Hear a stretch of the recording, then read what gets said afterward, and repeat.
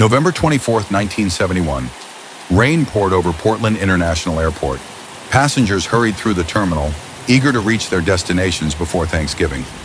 Among them was an ordinary-looking man in his 40s. He wore a dark business suit, a white shirt, a black tie secured with a pearl tie clip, and carried a simple black briefcase. Nothing about him attracted attention. He calmly walked to the ticket counter and purchased a one-way ticket to Seattle for just $20. The name on the ticket was Dan Cooper. Within the next few hours, this quiet stranger would commit one of the most famous crimes in American history. More than 50 years later, no one knows who he really was. The Boeing 727 climbed quietly into the cloudy evening sky.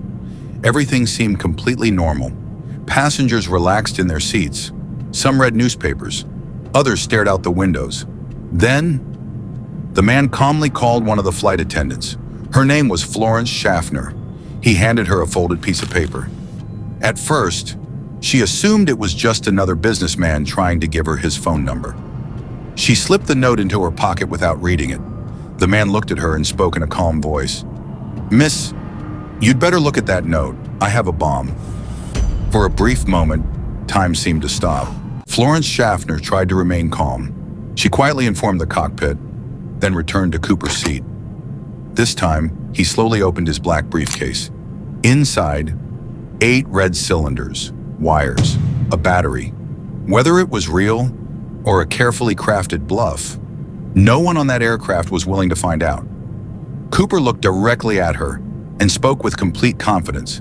"I want $200,000, 4 parachutes, and a fuel truck waiting in Seattle."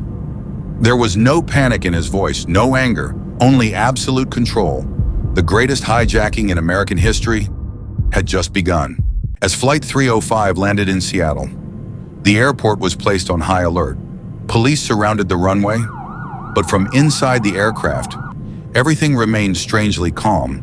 The passengers had no idea that they were sitting in the middle of one of the most extraordinary crimes in history. One by one, they were quietly released. Meanwhile, bags containing $200,000 and 4 parachutes were rushed to the aircraft. Cooper had everything he asked for, but his real plan was only beginning. With the passengers gone, only the crew remained on board. Cooper gave his next instructions. The aircraft would take off again, not toward Mexico, as many first believed, but on a strange route through the darkness. He demanded the landing gear remain down, the cabin stay unpressurized, and the rear staircase be ready. Every order was unusual, every detail, part of a carefully planned escape. No one knew what would happen next. Night had completely covered the sky. Somewhere above the forests of the Pacific Northwest, Flight 305 continued through the darkness. Then, Cooper stood up. He secured the money to his body, picked up a parachute, and walked toward the rear staircase. The crew stayed inside the cockpit, following his orders. Moments later, a warning light appeared. The aircraft suddenly shifted. Something, or someone, had just left the plane. D.B. Cooper was never seen again. Despite one of the largest investigations in FBI history, no body was ever found, no parachute, no trace of Cooper himself. Years later, a small amount of the ransom money was discovered buried along a riverbank, but it only deepened the mystery.